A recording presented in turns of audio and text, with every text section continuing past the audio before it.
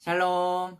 사랑하는 고등부 여러분들, 오늘은 마가복음 큐티 헌정대 16일차예요. 세례 요한의 죽음이라는 제목으로 마가복음 6장 14절에서 29절까지의 말씀을 함께 나눠볼게요. 오늘 본문 다 읽어오셨죠? 자, 그럼 시작해볼게요. 지난 시간에는 예수님께서 고향 나사렛에서 배척을 당하신 이야기와 12제자를 둘씩 파송하신 이야기를 나누어 보았어요. 오늘은 세례 요한이 죽임을 당한 이야기에 대해 함께 나눠볼 텐데요. 예수님 사역의 소문을 들은 헤롯 왕은 세례 요한의 영이 환생한 줄 알고 두려워했어요.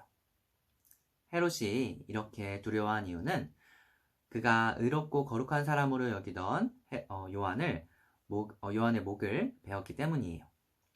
예수님께서 제자들을 파송하신 후에 그들을 통해 예수님에 대한 소식이 점점 퍼져나갔어요. 그러다 그 소식이 로마의 헤롯 왕에게까지 들어가게 되는데요. 성경에는 헤롯 왕이 여러 명 등장해요. 예수님 탄생 당시에 영아들을 살해했던 헤롯 대왕이 있었고요. 오늘 본문에 나온 헤롯은 헤롯 대왕의 아들인 헤롯 안디바 또는 헤롯 안티파스예요. 그에게는 빌립이라고 하는 이복 동생이 있었는데 빌립의 아내가 너무 아름다운 거예요. 자신의 아내는 못생겼다는 이유로 내쫓고 딸까지 낳고 잘 사는 동생의 아내 헤로디아와 딸 아이를 빼앗아 왔어요. 기가 막힌 일이었지만 당시에는 왕을 곧 신으로 여겼기 때문에 아무도 왕에게 뭐라 하는 사람이 없었어요.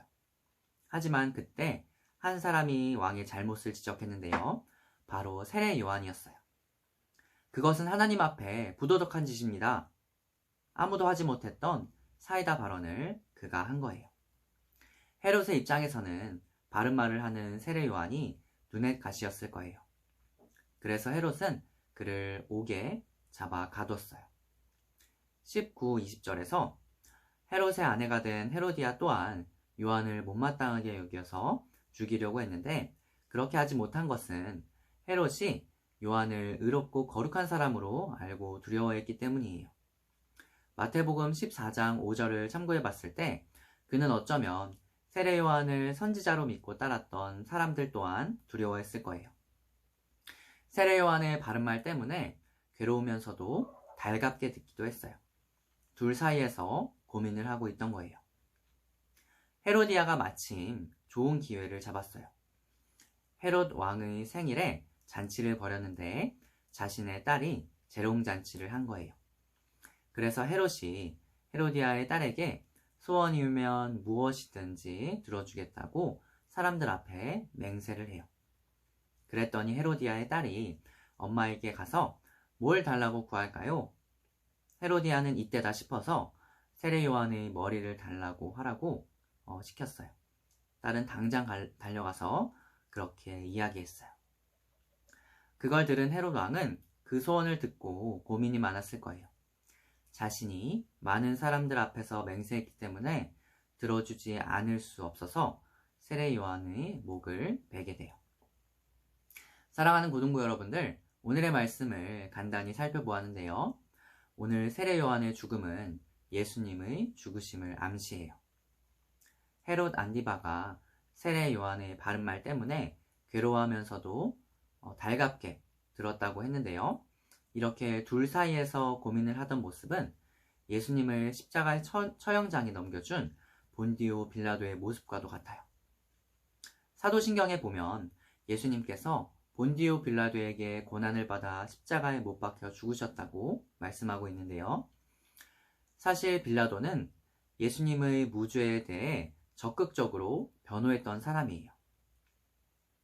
예수님을 십자가에 못 박지 않으면 가이사의 충신이 아니라고 말하는 사람들이 정반대에 섰던 그런 사람이기도 해요.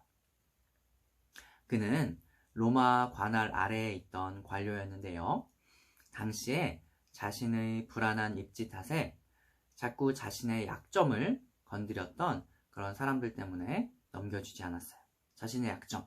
다시 말해서 이것을 하지 않으면 우리의 말대로 예수를 십자가에 처형장에 넘겨주지 않으면 황제의 충신이 아니라고 말하는 그런 사람들의 말 때문에 그는 예수님을 넘겨주지 않을 수가 없었어요. 그렇게 결국 예수님은 십자가에 달리셨어요. 우리는 오늘 본문을 묵상하며 세례 요한의 죽음이 허망하다고 생각할 수 있어요. 마찬가지로 예수님의 죽으심을 헛되다고 말하는 사람들이 있을 수 있어요. 하지만 예수님께서는 단순한 죽음에 머무신 것이 아니라 더 큰 계획을 가지시고 기꺼이 그 길을 가셨어요.